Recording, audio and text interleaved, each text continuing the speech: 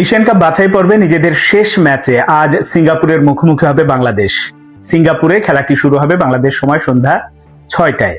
এই ম্যাচে কেমন করতে পারে বাংলাদেশ দলের সুবিধার দিক কোনগুলো আর অসুবিধাই বা কি কি আছে, এটা নিয়ে একটু বিস্তারিত বলার চেষ্টা করব, আশা করি শুনবেন।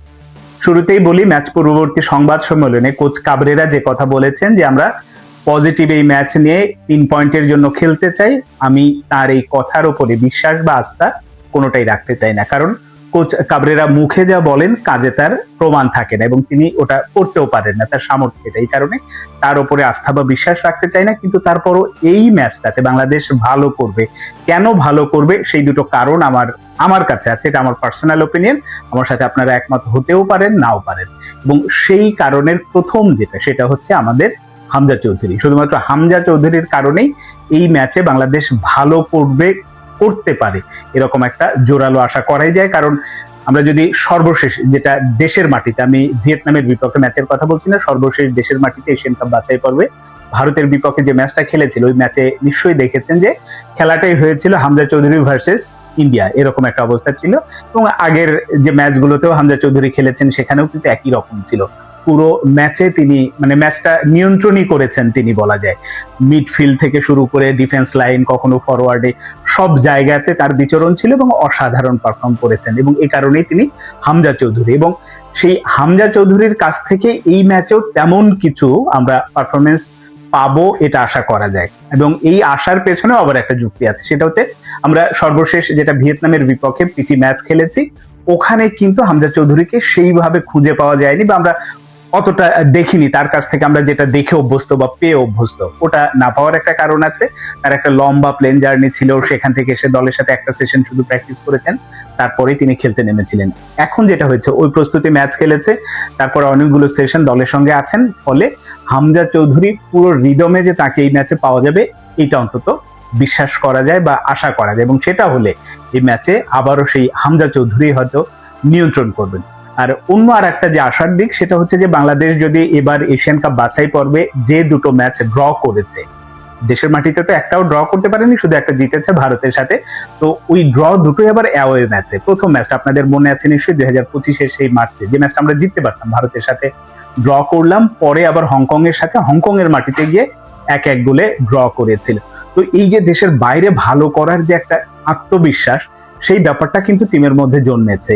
এই দুটো কারণে আমার কাছে মনে হয়েছে সিঙ্গাপুর হয়তো র্যাঙ্কিং এ এগিয়ে, পারফরমেন্সের দিক থেকে এগিয়ে, খেলোয়াড়, কোচ, যে দিক থেকে আপনি বিচার করেন না কেন, বাংলাদেশের চেয়ে তুলনামূলক ভালো দল। এবং তাদের বিপক্ষে তারপরও বাংলাদেশ ভালো করবে এই আশাটুকু অন্তত করাই যায়। এর পাশাপাশি আবার অসুবিধার দিকও আছে। অসুবিধার দিক কোনটা, সেটা হচ্ছে যে সাম্প্রতিক বছরগুলোতে বাংলাদেশ দলের মেইন পারফর্মার বা যার কাছ থেকে একেবারে ধারাবাহিকভাবে পারফরমেন্স আসছে, তিনি হচ্ছেন রাকিব, উইঙ্গার রাকিব, এবং তাকে এই ম্যাচে পাওয়া যাচ্ছে না।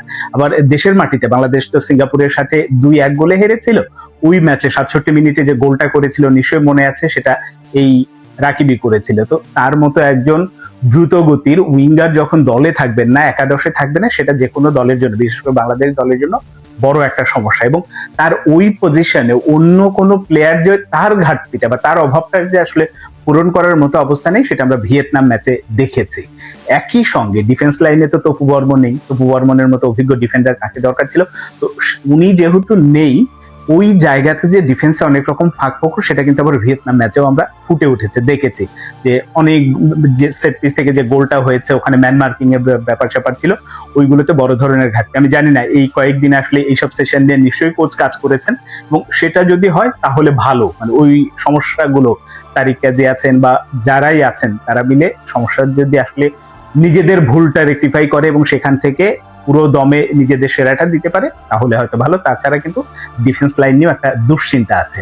আর গোলবারের নিচে কে থাকবেন এটা বোঝাই যাচ্ছে, যতদূর জানা যায় যে মেহেদী হাসান শ্রাবণের ওপরেই কাবরেরা এই ম্যাচেও আস্থা রাখতে চান। কারণ সর্বশেষ ভিয়েতনামের বিপক্ষে ম্যাচে পুরো 90 মিনিট যেহেতু তাকে খেলিয়েছেন, নতুন করে আর এক্সপেরিমেন্ট করবেন না, তাকে হয়তো একাদশে রাখবেন। এখন আনিসুর রহমান জিকোকে নেয়নি কেন, সেই ডিবেট এখন আর করে লাভ নেই। কারণ কোচ কাবরেরা যেসব সিদ্ধান্ত, উল্টাপাল্টা সিদ্ধান্ত নেন, একাদশ কিভাবে সাজান, সেটা নিয়ে তো প্রশ্ন আছে। আর আমি গতকাল একটা কন্টেন্টে বলেছিলাম যে বাংলাদেশ দলের মধ্যে এক ধরনের দ্বন্দ্ব বা গ্রুপিং চলছে, সেটা প্রবাসী খেলোয়াড় ভার্সেস লোকাল খেলোয়াড়। তো ওই ব্যাপারটাও আছে, কোচও জানে এটা।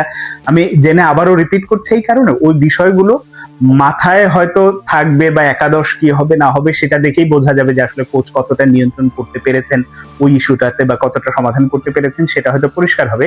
কিন্তু সবকিছু ভুলে শুধুমাত্র একজন হামজা চৌধুরীর কারণে বাংলাদেশ এই ম্যাচে ভালো করবে, এই বিশ্বাস এবং এই আশাটা আমি করতে চাই। এখন দেখা যাক বাংলাদেশ আজ সন্ধ্যায় কেমন করে, সেদিকেই হয়তো সবাই তাকিয়ে থাকবে। প্রবাসী বাঙালি যারা আছে, বাংলাদেশি যারা আছে সিঙ্গাপুরে, তারা তো দেখেছেন যে প্রত্যেকটা প্র্যাকটিস সেশনে কি পরিমাণ গিয়ে উপস্থিত হয়েছে আগ্রহ ভরে সবাই নিয়ে, এবং টিকিট 5,000-এর মতো দিয়েছে। সেই টিকিটটা আরো বেশি হলে হয়তো সিঙ্গাপুরের বাংলাদেশি যারা আছেন তারা খুশি হতেন। শেষ পর্যন্ত দেখা যাক, মাঠে হয়তো 5-6 হাজার দর্শক যাই বাংলাদেশি থাকুক, তারা তো আছেনই। আমাদের টিমটা যদি শেষ পর্যন্ত ভালো করে সেটা তো সোনায় সোহাগা, এবং সেটা জয় বা ড্রয় যাই হোক সেটা নিয়ে আমার কোনো আফসোস থাকবে না। কিন্তু শুধুমাত্র একটাই চাওয়া, ফলাফল যাই হোক না কেন, হারুক জিতুক ড্র করুক, কিন্তু এই ম্যাচটাই যেন কোচ কাবরেরার শেষ ম্যাচ হয়, আর যেন ডাগ আউটে এই কোচকে আমি বা আমরা না দেখি, এই প্রত্যাশা অন্তত সবার। দেখা যাক আমাদের শেষ পর্যন্ত সেই আশাটা পূরণ হয় কিনা।